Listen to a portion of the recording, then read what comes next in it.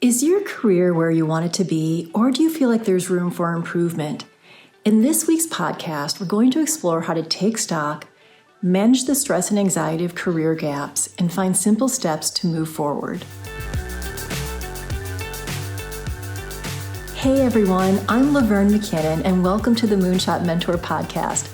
I'm a certified career coach and a grief recovery specialist, and I really love to help ambitious, driven people feel confident and empowered after experiencing a career setback. Whether it's from feeling stuck in a tough period or frustration from slow progress, I offer up tools and resources to help you meet your full potential. Let's jump in. So I love to reflect and take stock of the year as work begins to slow down a bit for the holidays. Where did I start 2024 and where have I landed? Maybe you're proud of what you've accomplished. Maybe things didn't go as planned. Perhaps you're thinking about how to make a fresh start, but aren't sure how to get going. A tool that I use to help me sort through my feelings and figure out action steps is something I call closing the gap. The gap is the distance between where you are now and where you want to be. The wider the gap, the more stress and anxiety you may feel, which ironically makes it harder to close the gap. It's a kind of self-feeding loop. In order to help close the gap, let's take a look at how to manage the stress and anxiety so you can get clear on what you need to do to get where you want to be. So, stress and anxiety make the gap harder to actually handle and close the gap. Stress usually comes from clear triggers, tight deadlines, money worries, or big life changes. It can push you to act, but if it drags on, it can wear you down. Anxiety is different. It's often about worry or what-if thinking, and it can linger even when the immediate problem is gone. Now, recognizing whether you're dealing with stress, anxiety, or both helps you choose the best coping strategies. Now, stress is usually tied to external demands, so the key is managing what's on your plate. Try one or all of these 5 approaches. First, prioritize and delegate. Look at your to-do list. What's urgent? What can wait? Who can help? Focus your energy on what matters most. 2, set boundaries. If you're stretched too thin, say no to new commitments. Protect your time and energy. 3, take short breaks. Even a 5-minute walk or stepping away from your desk can reduce the intensity of stress. 4, use tools to stay organized. Try simple systems like time blocking or a digital task manager to feel more in control. 5, focus on short-term wins. Completing 1 or 2 small tasks can give you momentum and reduce overwhelm. I get how much stress can be motivating in the short term and how it can push us to take action. However, prolonged or intense stress without taking breaks can lead to burnout. I was there a few times this year. Now, anxiety isn't always tied to something you can fix right away. It's often about what-if thinking and spiraling worries. To manage it, here are 5 techniques. 1, ground yourself in the present. Try deep breathing or the 5-4-3-2-1 exercise. Name 5 things you can see, 4 you can touch, 3 things you can hear, 2 things you can smell, and 1 thing you can taste. These techniques help shift focus away from your anxious thoughts. 2, challenge any negative thoughts that are coming up.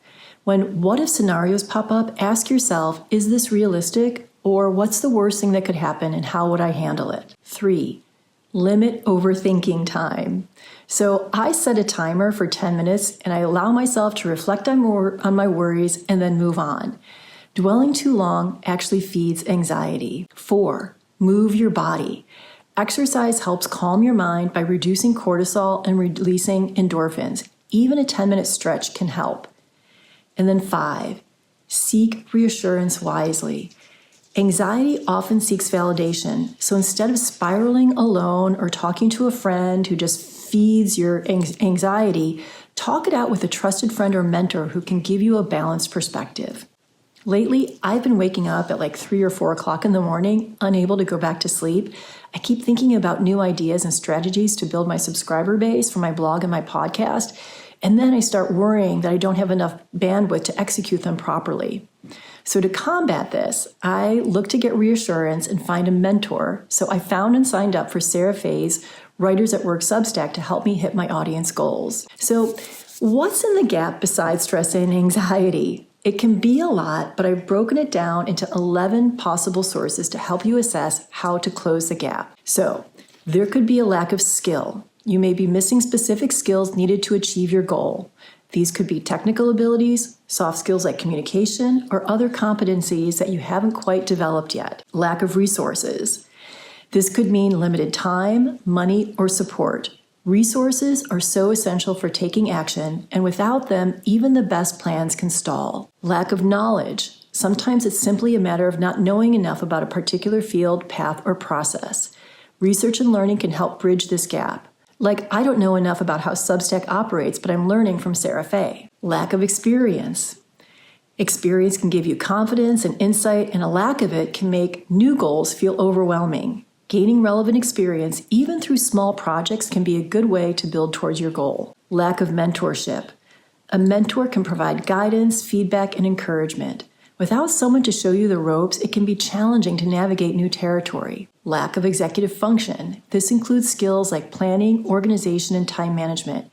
If executive function is a challenge, breaking down big goals into manageable steps can feel especially daunting. Limiting beliefs.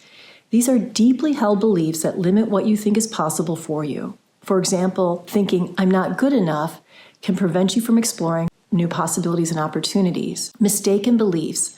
Sometimes we hold on to ideas that are simply inaccurate, such as, "I need to move to find a new job," or "everyone else has it figured out." Releasing these beliefs can open up new possibilities. Faulty thinking. This includes patterns of thinking that are unproductive or irrational, like catastrophizing or blaming yourself for things beyond your control. Judgment in the form of self-criticism can undermine your motivation. If you believe that people who pivot careers just couldn't make it, you may resist making a change that's actually beneficial for you. A close cousin to this is negative self-talk. The stories we tell ourselves matter. If you repeatedly tell yourself, if you're only good at one thing, you may feel trapped and unable to explore other paths. Okay, I know that was an incredible laundry list. And once you understand, though, what you are lacking or what needs to be course corrected, you can take steps to close the gap, like signing up for a course, reassigning resources like your time or money, or joining an accountability group.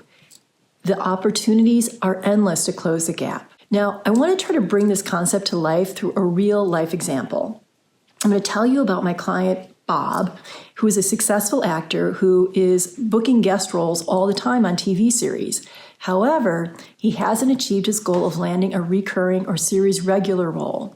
After 18 years in the entertainment industry, Bob is feeling financial pressure and wondering if it's time to explore new career options, especially now that he has a young family to support. Bob would describe where he is now as feeling worried, a bit lost, yet deeply committed to fatherhood and eager to find a steady income doing something that he loves. Where he wants to be is steadily employed with benefits, father to 3 children, and living closer to his extended family. Through our work together, Bob identified several gaps. The first was a lack of skill. He realized he needed to develop new skills to be able to transition into another field. The second was a lack of resources. And so he decided to have a conversation, a very honest one, with his wife about their financial commitments and their time constraints. The third one was lack of knowledge. He needed to research job fields that matched his passions. Like, he had passions for sports and cooking and carpentry, but he had no idea what type of jobs might be aligned with what he loved and what he was able to do. Finally, he had limiting beliefs. He felt that pivoting would mean starting over, which was a demotivating thought.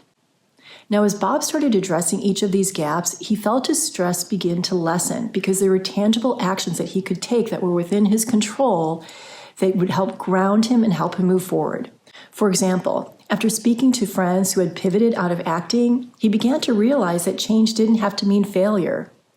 Each step forward, whether it was conducting informational interviews or taking a social media marketing course, it helped build his confidence and it reduced his anxiety. Bob learned to reframe his experience as an evolution, not an abandonment of his dreams. This allowed him to move forward with pride rather than regret. So bottom line, as the year draws to a close, reflecting on closing the gap can be a powerful way to realign with your goals and reduce stress and anxiety.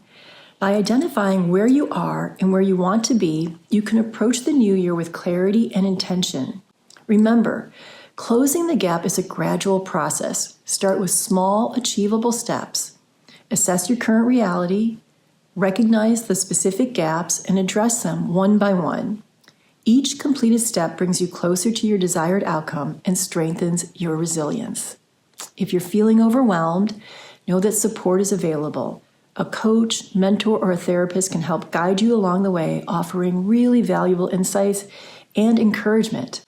This journey doesn't have to be solitary, and with focus and support, you can build a future that aligns with your values and aspirations. Okay, that's it for this week. Remember to head over to Moonshot Mentor on Substack for journal prompts to help you close the gap.